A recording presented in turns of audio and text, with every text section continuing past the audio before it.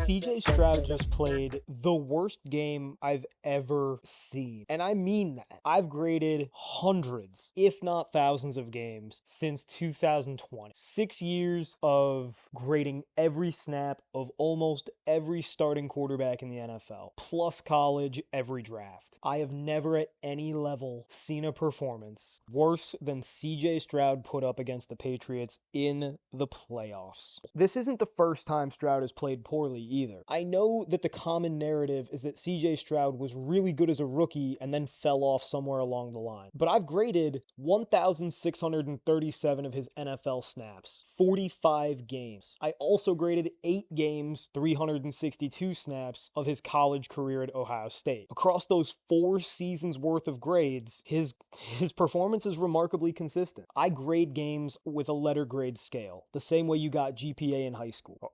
An A is a 4.0. In 2023, his stellar rookie season, and I'm using air quotes, his average game grade was a 1.54. That's a C- to a D+. That 1.54, his sophomore season improved to a 1.57. Almost identical. And this year, I've only graded 11 games so far. I have a few more to go. But through those 11 games, 1.38. It just isn't getting better. And apparently it's getting worse. Before the 2023 draft, I made a video begging teams not to draft this guy high because he's not a franchise savior. Hell, he's not a franchise quarterback. CJ Stroud struggles to process after the snap, he struggles to come off his first read, he panics under any sign of pressure, and most importantly, he's just not accurate.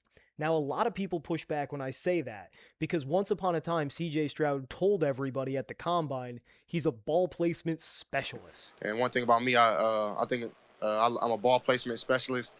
That's one thing. I like to be very accurate. I don't want my receivers have to do really anything to catch the ball. And I think I've shown that time and time on film again.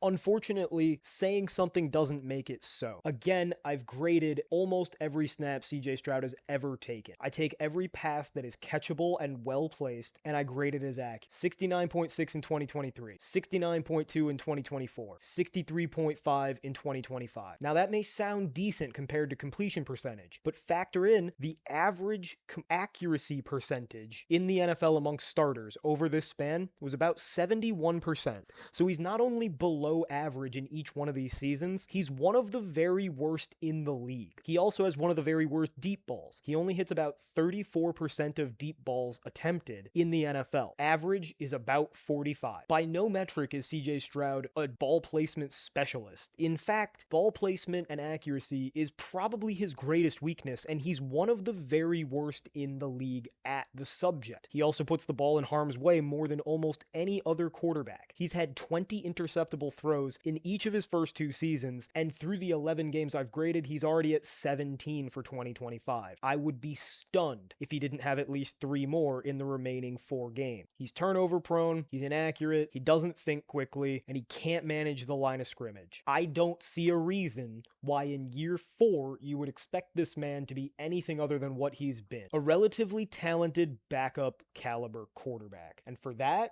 you can simply turn to Davis Mills. Worst game ever. And it starts off the way that CJ Stroud runs most of this game. Just a terrible throw way behind his receiver. CJ Stroud's really lucky he didn't snatch like 3 ACLs from his own dudes, as slippery and as gross as that field was, and how often he kept throwing it behind him.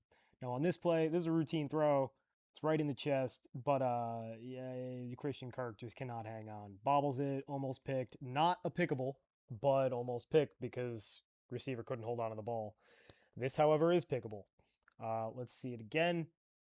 You just got to lay this ball over the top. It's a streak. It's a vertical route. Your receiver has upfield leverage. Just lay that ball out there and lead him, and he fails to. And Carlton Davis gets hands on it. And if Carlton Davis could play the ball whatsoever, Carlton Davis would be a Pro Bowl caliber cornerback, but his ball skills are terrible. And here he just stone hands an easy pick. So, through 3 throws, we got a pickable, a routine, and a bad. And here, on 3rd down, this is a nice play. Patriots get absolutely no pressure with a 3.5-man rush, because why is their left end 20 yards from the play down at the bottom left of the screen? I don't know. And why did nobody ever think to cover the tight end? I don't know. It's a routine pass, but it is really nice pocket manipulation, so we'll give him some credit for that. Here, this is the kind of play right here that makes people think CJ Stroud is going to be something. And he's not, but he'll sprinkle one of these in every once in a while. I want you to really focus on the footwork, right? Jukes out the defender, jumps backwards against his momentum. He's totally floating. Every ounce of this throw is purely from his core and arm. Nothing comes from the legs, and it's perfectly placed. That is a solid throw. That is at least 1+ pocket movement because he's juking a defender out. But he follows it up with just inexcusable misses. This is an easy curl. How do you miss inside and high? You should never miss inside and high on a curl like this over the middle of the field. That's how you get balls picked. It's just bad, but it's also really bad process. It's going to lead to turnovers. There's a solid little throw on a curl, and then a little slip screen here. Nothing to it. This is the other issue. We established in this game that CJ Stroud's accuracy is fucking terrible. But his processing is really bad too. Look at the corner of the end zone. 81. I believe that's Higgins. That's the first read. Stroud is looking right at him. He doesn't notice that he comes wide open. Throw a hand up. Doesn't matter. CJ Stroud does not see you. He is not aware of what's going on the field. It's his first read. It's wide open. He don't see it. If you don't want to hit 81 in the back of the end zone for a pretty easy touchdown, you can gun that ball in there to 13 on the zig route towards the top of the screen as well. Stroud never looks at it. It's open. Hit him on the back shoulder, he'll roll into the end zone. At the very least, you're at the 1-yard line. Stroud never sees any of it, and he just floats the ball into no man's land. It probably should be intentional grounding, and if it wasn't intentional grounding, it's a terrible throw. Either way, I grade it as a bad pass. Here, another one. Into traffic. Ball's placed poorly. Far too far inside. Way too high. That's a pickable ball. That should have gone the other way. Just every play. When I say this is the worst game I've ever graded, I mean it. Almost every play he's fucking up. Here, it's a nice 10-yard out. He throws while being hit. Give him a plus move for that. But the ball, it requires a sideline full extension when it certainly doesn't have to. The ball could be another couple feet lower and make that easier on Higgins. This is one of the worst throws I've ever seen. There's no reason for this. I don't understand. Who's he play action faking to? No one? Okay. Well, he's got a clean pocket, so you should really step into this throw and make a nice one. Christian Kirk's wide open, right? Christian Kirk right at that 30 marker, top of the screen, wide open on the back shoulder. Put the ball towards the boundary. He'll get yak. Doesn't matter because CJ Stroud inexplicably floats it. And I understand maybe the idea of leading your receiver down the field if you don't notice Carlton Davis in dropping hook zone right there. But even still, it's a terrible throw.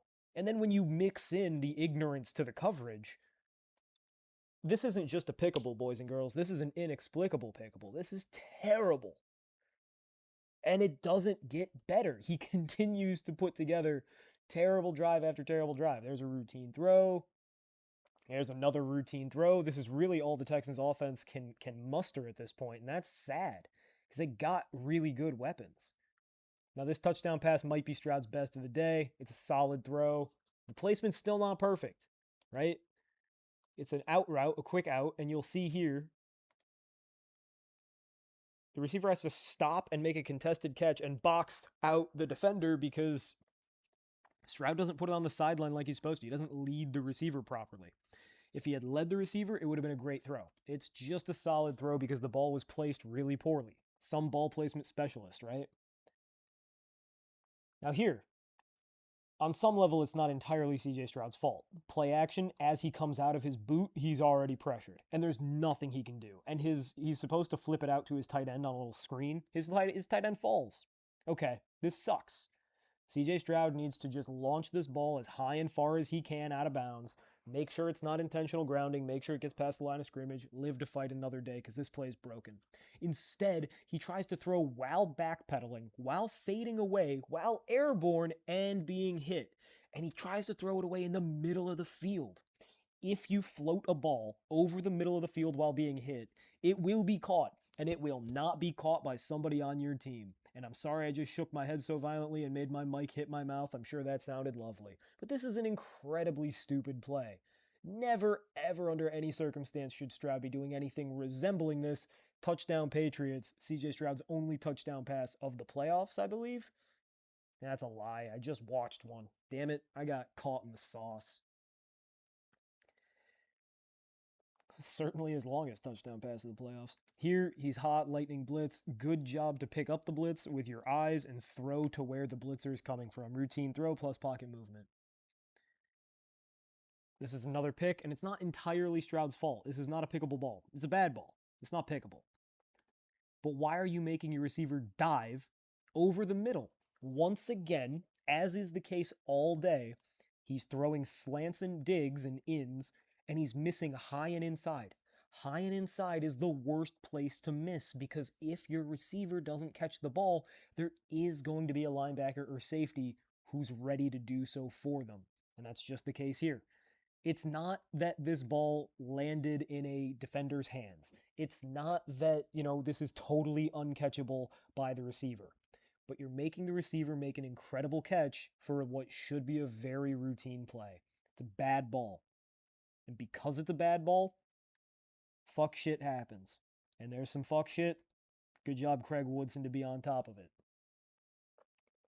Play action, steps up and through. That's nice, but once again, we are doing absolutely fucking reckless nonsense with the ball. Here's your play action. Yes, you're hot. It's not going good. Get the ball out. Just get the ball out. Just throw it away.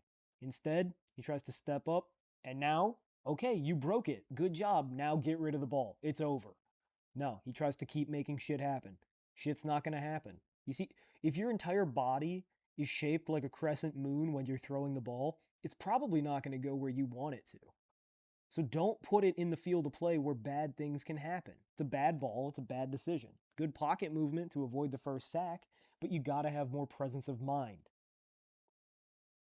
See, this is a better use of your escapability, right? He gets pretty quick pressure once again, steps up and through, and just throws it away. Fine. Now, if he had actually aimed the throw, I think he probably could have thrown a catchable ball, and I think it might have even gotten tipped. But we'll be generous. It's a throwaway and a plus move.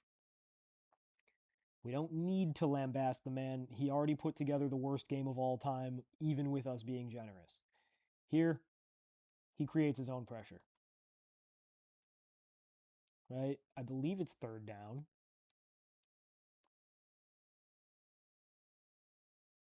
It is third down. Okay. So bang, top of your drop. Who's open? Look at the bottom of the screen. You got an out route or a corner. I can't quite tell which. It's open. It's past the sticks. Hit it. He does not hit it. Now he's stepped up. It's too late in the down. And whatever this spike is. Some tuck rule looking stuff. I didn't grab the tight copy, but that's very clearly a bad pass. Here's one that should have been picked. What are you doing? A little bit of pressure, but yeah, it goes off the hands of the defender. Should have been picked.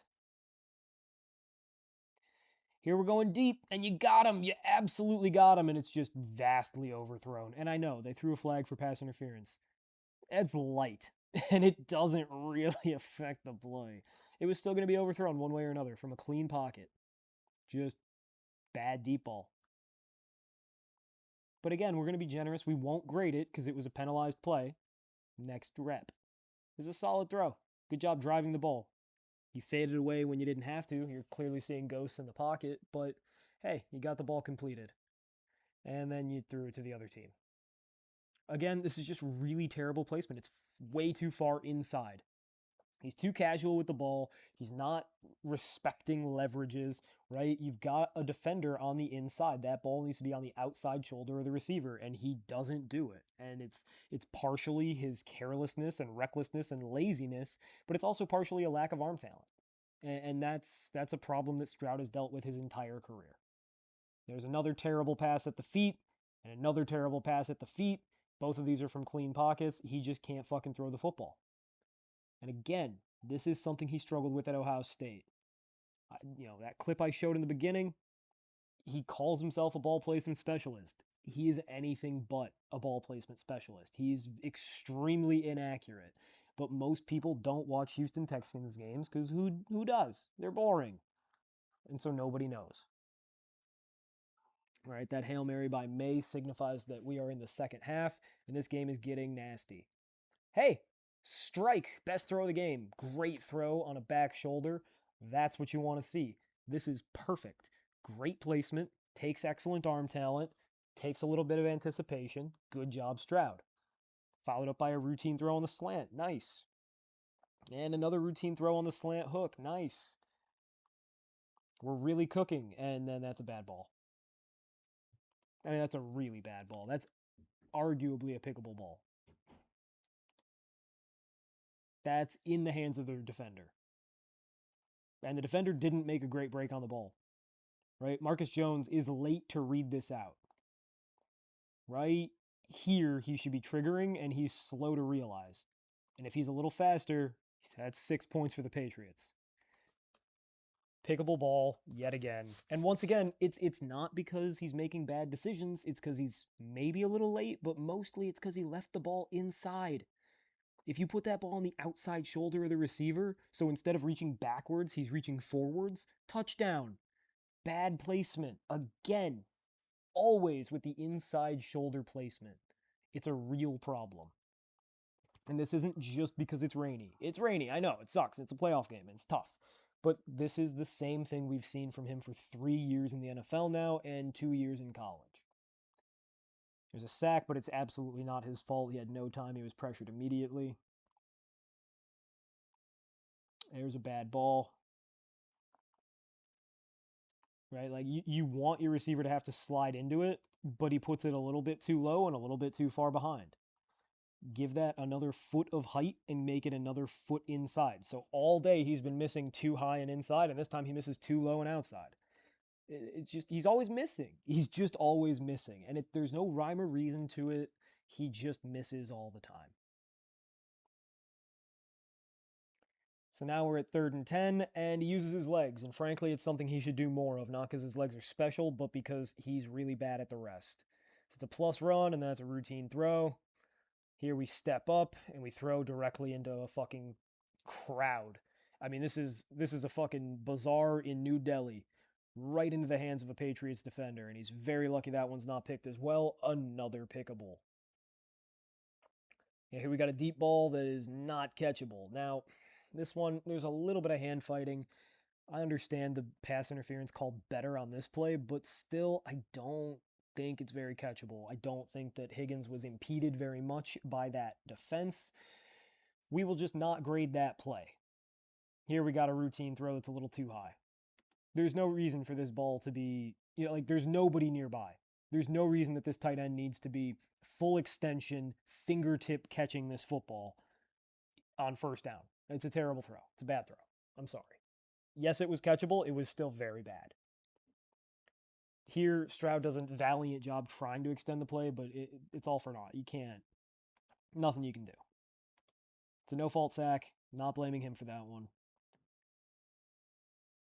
Look at this. He's got all fucking day. All the time in the world. It is 3rd down. You're in field goal range. What are you waiting for? You need to be... This ball needs to be in Xavier Hutchinson's hands, number 19, already. By this point, he's already stopping. It's too late. And then Stroud almost tears his ACLs, throwing the ball late and behind again. Second time that's happened, and he actually will tear his tight end's ACL doing the exact same thing later in the game. Another terrible throw. Here we're going deep, and it's another underthrown bad ball. Now, sure, his receiver could have caught this ball, but he would have had to moss a defensive back, and that's not a good throw now, is it? If you put this ball another 10 yards downfield, it's a touchdown, but because Stroud so severely underthrows it, it turns into some bullshit. Is it a PI? I don't know. They didn't call it one, but you don't have to worry about that if you make a good throw. Here, tears his tight end's ACL, throwing the ball way behind him. Inexcusably terrible throw. Also, you moved the pocket when you didn't have to. None of this play had to be complicated. You ended a guy's season because you can't think quick enough and you can't hit your marks. terrible. Here's another bad ball. There's a routine ball, but who cares? This game's over. At this point, we're just grading to see if, in fact, CJ Stroud can put together the worst game of all time. And shocker, he arguably does. There's a throwaway, not an inaccurate pass, not his fault. Here's another bad ball, batted away, throws into traffic, ball's far too far it's behind the receiver. It's outside this time. Here, Stroud is trying to navigate the pocket, and he doesn't do the best job of all time. You got a free rusher. It's third down. You got to do something. Nobody's really open yet. I understand. No fault sack, but not exactly the most fleet of foot in the pocket either. Despite Stroud having good athleticism, he doesn't have good functional athleticism. He doesn't really know what he's doing. He runs right into his own man. Here we go. Next drive. First down. Batted. Second down routine. Third down, tries to tear an ACL again. Just everything behind his receivers. So in the first half, he missed everything high and inside. This half, he's missing everything behind. And when there's no rhyme or reason to how there's another pass he misses too high, when you're missing on every play for different reasons, it tells me that you're not salvageable. If you're always missing high, I can fix that. If you're always missing inside, I can fix that. If you're missing every which way, you're fucked. You're just bad. Here, fourth down, he goes for everything. Hey, the arm talent's good, right? Let's see where he lets go with his ball. Let's go with his ball from like a weird stance at the 45, right? So his range is going to be significantly impacted by the fact that he does not have like a proper wind up. He does not have a proper gallop into the ball. Ball still gets from the 45 all the way to the opposite 10, let's call it. That ain't bad. That's a 45 air yard throw from a weird platform. The problem is significantly underthrown, and if he doesn't have this weird, terrible footwork and this strange body posturing when he throws this ball, maybe he gets another 10 yards on it and it's a walk-in touchdown because he does have a wide receiver on a linebacker. But alas, he fucked up. When I said this is the worst game I've ever graded, I was not kidding. I put together the 10 worst games I've ever graded, and actually, CJ Stroud shows up twice in the top 15. This game takes the cake, though. He had 6 interceptable passes. He was accurate on only 41.9% of aimed passes, and only 22% if you take out all the routine easy throws. He didn't mitigate pressure that well, and he only used his legs one time. Frankly, it's malpractice that DeMeco Ryans didn't bench CJ Stroud at halftime. Davis Mills isn't exactly a world beater, and I'm not sure he'll ever be a starting quarterback in the league. But it can't be worse than what we saw this week, and frankly, it can't be worse than what we saw last week against Pittsburgh either. When you have 2 of the worst games I've ever seen in a row, something has to be done. Whether Stroud was hurt, which I doubt, or simply bad, which is much more likely based on his body of evidence. He needed to be taken out. The Texans are in a tough spot because while they won't want to admit that CJ Stroud is a bust, they have to. It's hard to admit that a second overall pick isn't a starting quarterback, and it's even harder when he's already won Rookie of the Year and made fans of all of your fan base. That being said, reality's not going to wait for Texans fans to be ready to move on. The Texans need to move quickly so that they don't squander this excellent, young, and inexpensive defense. Soon, they're going to have to pay everybody, and they're not going to have any more money left, especially not if they're paying CJ Stroud a ton of money to be a bum. They need to quickly either move on to Davis Mills or draft a replacement for CJ Stroud. It would be a real shame if this defense never accomplished anything, and hell, these wide receivers are pretty excellent in their own right. If the Texans were to draft one more offensive lineman and one running back, they would be a perfectly built team aside from the glaring hole at quarterback. The real question is if they'll have the balls to move on from a quarterback that their entire fan base already fell in love with years ago. I doubt it, but I'm excited to see what happens next. That's all I got for you guys today. Until next time, I'm going to be grinding film. Hasta.